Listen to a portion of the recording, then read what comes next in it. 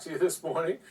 This model, and again, these are not crystal balls, they're models. They help give you a sense of what's going to come, and you and I talk about this often. When we look at this, actually, IHME models in recent months have understated the death toll, undershot the death toll. When you look at these figures, do you find this a credible path of where this pandemic is going in this country? It was a pretty jarring 4 a.m. wake-up call to look at that model, Jim. I think for you and me both. Yeah, I mean, it is not surprising, but pretty jarring. I think these are the previous models, and as you point out, Jim, compare the projections versus what the real numbers were, and if anything, this particular organization has been conservative. That last one, October, they said 180,000 people would die by their projection by October. Obviously, it's beginning of September, and we've already surpassed that. So that gives you some idea. There was some sense that we had sort of plateaued in this country at an average of around 1,000 people dying a day, which is awful. It's horrific to think about, and we shouldn't get used to ever saying that. But what this model is now projecting is that those numbers are going to go up. Up to 3,000 people potentially dying every day by December. So it does make sense, sadly. Professor Hazeltine, at the upper end, worst case scenario, a number could jump to 620,000 by January 1st, based on this model here. I mean, that presumes a further weakening of social distancing, mask wearing, etc., which we're seeing signs of. When you look at where this country is going with its habits now on this kind of exhaustion, right, with the pandemic, do you consider that a realistic outcome? Well, I think it is a realistic outcome, and we know that this epidemic depends on our own behavior, amongst other things. Where the president says we're rounding a corner reminds me very much of many years ago when Lyndon Johnson said there's a light at the end of the tunnel. It turned out there was a tunnel at the end of the tunnel. And the numbers that we're looking at, just think of what the on-course number looks like. It looks like as many people dying between now and December. And we can have our own personal schedules go from now to December. Twice the same number of people as have died from the beginning of this epidemic are on track to die in the next 3 months. That's the average. If we take loosening up more than we are, it's 3 times that, or 12,000 people a day dying. Now, what does 12,000 people a day look like? I can tell you in New York City, it looked like a makeshift morgue on the cross street, 2 blocks down from me, with 40 body bags on the street. One of them, a friend of mine. That's what it looks like.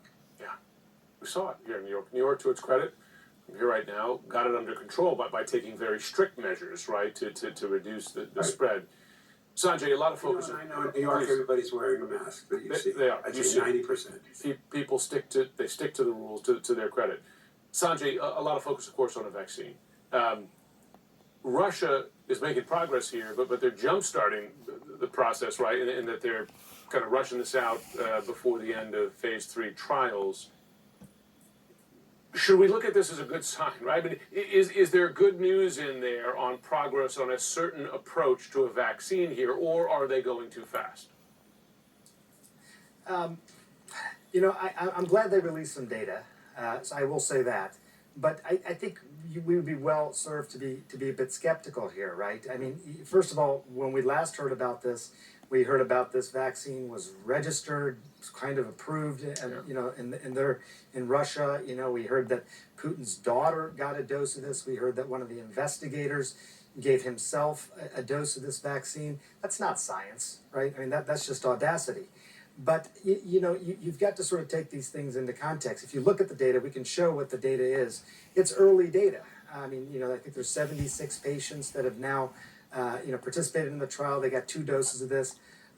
According to the literature that was published in The Lancet, mild side effects such as headache and fever, and it did show some evidence of generating antibodies, these types of neutralizing antibodies, not in the concentration that some of these other trials have, but it did show some of that. Jim, I got to tell you though, this is just a difficult story to cover because there's not a lot of transparency. Period. We're talking about the Russia vaccine, but frankly, with any of these vaccine candidates, we're seeing very limited data. Sometimes the data is coming to us by press release. Sometimes it's coming, as a preprint. We would like to see better data. There's this bipartisan legislation that has been introduced called the Safe Authorization of Vaccines during an emergency, which calls for the public to be able to get full transparency. I think that's a good thing, especially for this particular vaccine. Part of the driving force for that, Professor Hazeltine, is it not our fears in this country of political interference? I mean, you have the president saying today, vaccine by October, and CNN's reporting that he's putting pressure on health officials for some sort of good vaccine news before the election. Should Americans be concerned that politics will influence the science here? Well, politics will influence the science if it can. And we should be concerned because we don't know if it's going to be safe or effective, nor can we know by November 1st. The second thing I would say is I've been looking at the Russian numbers. If they had a miracle vaccine, why are their numbers going up? They don't have a miracle vaccine. If you look at the data, as Sanjay just said, it looks like any ordinary phase 1 study. They called it a phase 2 study. It's not a phase 2 study. It's a simple phase 1 study with less than 100 people that did okay. There's even a couple of features I would commend about the vaccine. That they have one form that's heat stable. It's lyophilized. That's good for the third world. But it's not by any means an international standard or any kind of standard for which to approve a vaccine for general use. Well, let's hope the U.S. follows a better standard. Sanjay, William Hazeltine, thanks to both of you.